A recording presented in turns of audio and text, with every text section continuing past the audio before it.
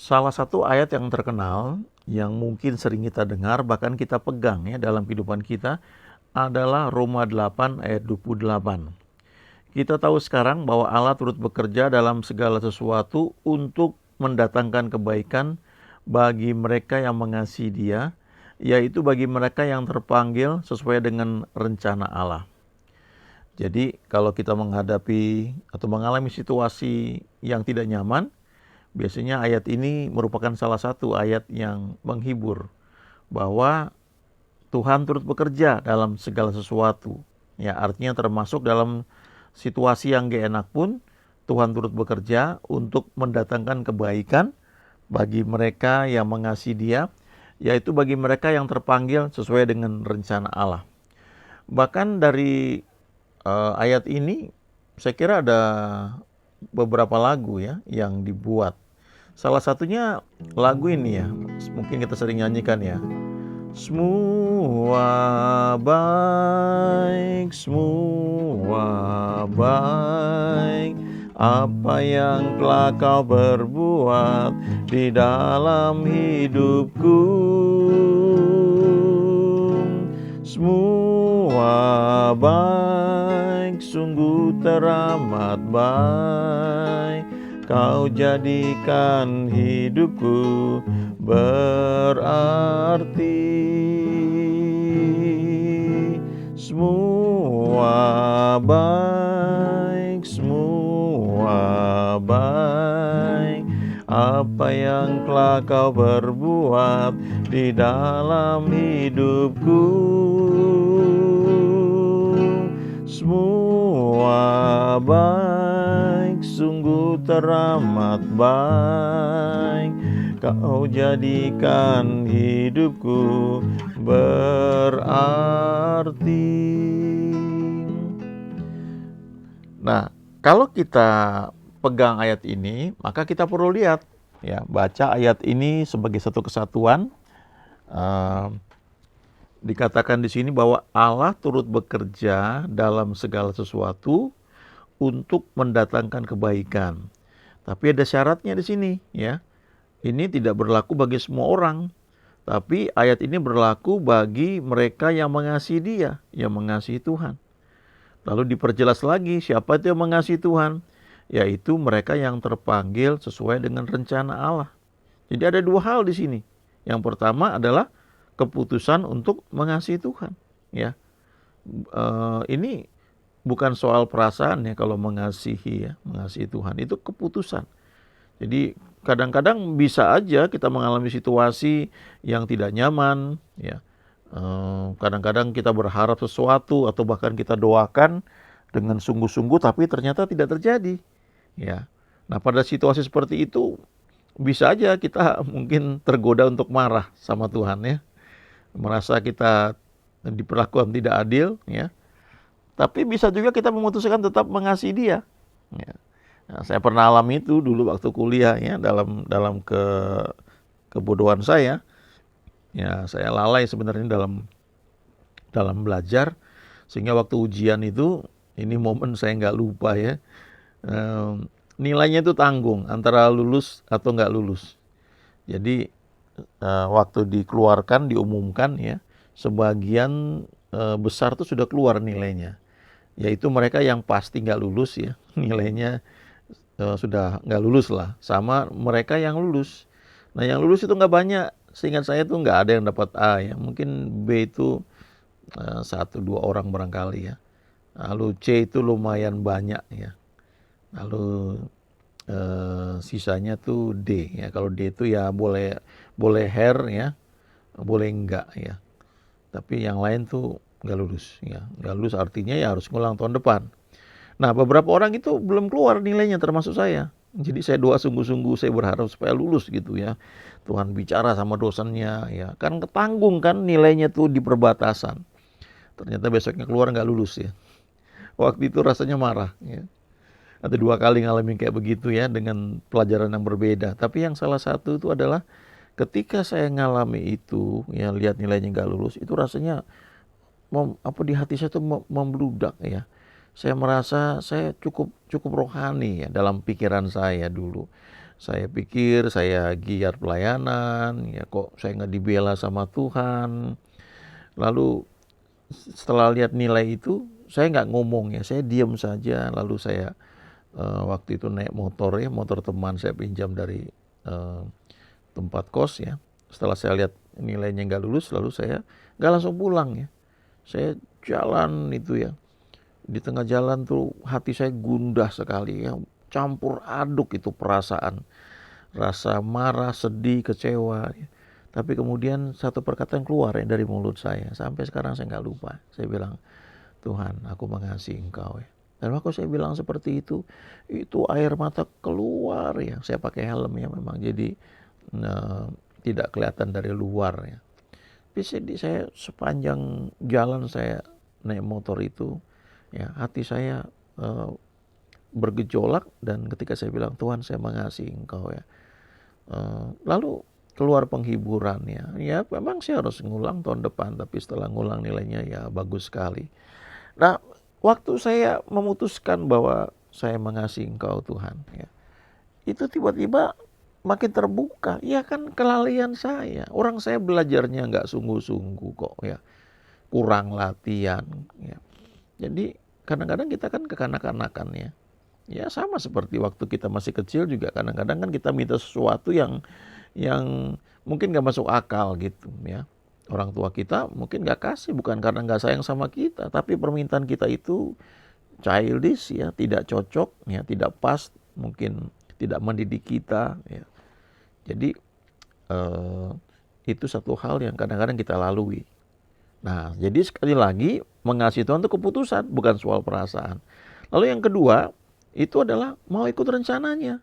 Kadang-kadang kita bilang kita mengasihi Tuhan, tapi kita nggak mau ikut rencana Tuhan. Kita buat rencana sendiri, habis itu kita minta diberkati. Tapi kita nggak pernah pertama-tama tanya dulu sama Tuhan, Tuhan saya mau buat ini boleh nggak gitu ya. Tuntun saya, apakah ini salah apa enggak gitu. Karena kalau kita maunya kita, walaupun kelihatannya baik, tapi mungkin itu bukan rencana Tuhan buat kita. Kita nggak bisa bandingkan diri kita dengan orang lain, ya lalu menuntut orang lain atau kita seperti orang lain. Karena masing-masing punya pertandingan yang berbeda. Ya, jadi sekali lagi kalau kita nyanyikan lagu ini ya semua baik, kita perlu ingat kualifikasi yang diperlukan, yaitu mengasihi Tuhan, dan yang kedua mau ikut rencananya. Nah, tapi tidak cukup sampai di situ ya, karena kalau kita baca ayat 28 ini sebelumnya itu ada ayat 26 ya. Ayat 26 dan 27. Demikian juga Roh membantu kita dalam kelemahan kita, sebab kita tidak tahu bagaimana sebenarnya harus berdoa. Tetapi Roh sendiri berdoa untuk kita kepada Allah dengan keluhan-keluhan yang tidak terucapkan. Nah, salah satu aplikasi praktisnya adalah berdoa berbahasa roh ya, mengizinkan Roh Kudus memimpin kita. Dan seringkali kalau kita mengizinkan Dia menuntun kita dalam doa, itu tidak cukup kata-kata untuk mewakili apa yang ada dalam hati kita ini ya, dalam roh kita yang sudah lahir baru ini, untuk diutarakan dalam bahasa yang kita mengerti, sehingga keluarlah keluhan-keluhan yang tidak terucapkan. Ini kata-kata kita sendiri kepada Tuhan ya. Lalu ayat 27 dikatakan, dan Allah yang menyelidiki hati nurani mengetahui maksud roh itu, yaitu bahwa ia sesuai dengan kehendak Allah berdoa untuk orang-orang kudus, termasuk untuk kita yang sudah terima Tuhan Yesus. Kita kan disebut orang-orang kudus, bukan karena tidak pernah berbuat salah ya, atau bukan karena tinggal di kota kudus ya, tapi karena kita dikuduskan ya, dibenarkan secara legal oleh karena darah Yesus. Bagi orang-orang yang dikuduskan ini ada rencana Tuhan. Efesus 2 ayat 10 berkata, karena kita ini buatan Allah, diciptakan dalam Kristus Yesus untuk melakukan pekerjaan baik yang Dia persiapkan sebelumnya, dan Ia mau supaya kita hidup di dalamnya, di dalam pekerjaan baik yang Dia rencanakan itu. Mungkin kita juga suka kutip Yeremia 29 ayat 11 ya, bahwa Tuhan punya rencana yang indah buat kita ya. Nah, rencana yang indah itu ada di surga, di blueprintnya. Daud mengatakan itu di Mazmur 139. Hari-hariku yang akan kulalui sudah ada dalam kitab-Mu. Ya, itu plan Tuhan, rencana Tuhan. Tapi untuk itu bisa terwujud, perlu kerjasama dari kita. Perlu kehendak bebas ini, ya kita berkata, Tuhan aku mau, biar rencana-Mu jadi. Nah kadang-kadang, karena kita ini tinggal di dalam tubuh ya daging ya. Jadi kita berinteraksi dengan dunia kan, mata kita melihat, telinga kita mendengar, lalu ada berbagai iklan, ya film atau peristiwa yang kita lihat, kita dengar, kita cerna, banyak filosofi dunia yang mungkin mempengaruhi kita, sehingga kita bisa aja punya keinginan yang aneh-aneh ya. Kalau kita baca Samson di Perjanjian Lama tuh, dia lihat Delila, dia naksir. Lihat perempuan lain, dia minta sama orang tuanya, ayo aku mau kawin sama itu gitu ya. Jadi kadang-kadang itu bisa terjadi ya. Kita berinteraksi dengan banyak orang setiap hari, itu mempengaruhi sehingga kita bisa aja menginginkan sesuatu yang mungkin itu bukan dari Tuhan untuk kita. Nah, kalau kita senantiasa berdoa ya, menggunakan bahasa roh ya, atau mengizinkan Roh Kudus menuntun kita dalam doa, kita sedang berdoa untuk rencana Tuhan bagi orang-orang kudus, termasuk untuk kita.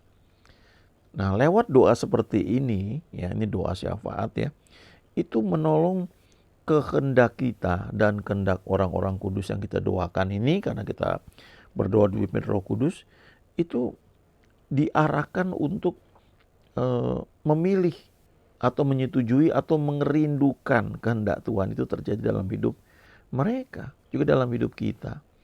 Jadi dengan kata lain, untuk kita bisa berkata bahwa Allah turut bekerja dalam segala sesuatu untuk mendatangkan kebaikan bagi kita, itu ada 3 hal. Yang pertama jelas kita perlu punya keputusan untuk selalu mengasihi Tuhan. Ya. Kita percaya bahwa Dia baik dalam kehidupan kita ya. Kadang-kadang kan ada lagu juga ya yang mewujudkan hal ini ya.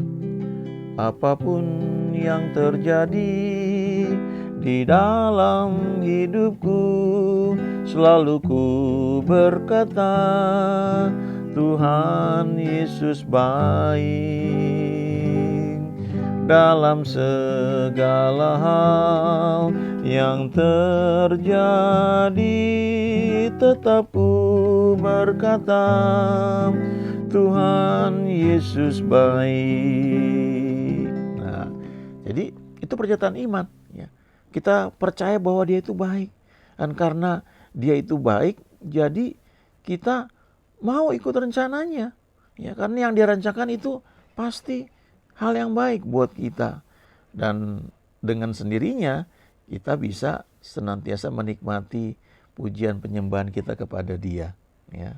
Ku sembah Kau, ku sembah Kau, tak dapat ku membalas kasih-Mu. Ku sembah Kau, ku sembah Kau Bapa, ku rindu selalu menyenangkan-Mu. Nah, menyenangkan Tuhan caranya bagaimana? Ya ikut rencananya. Ya.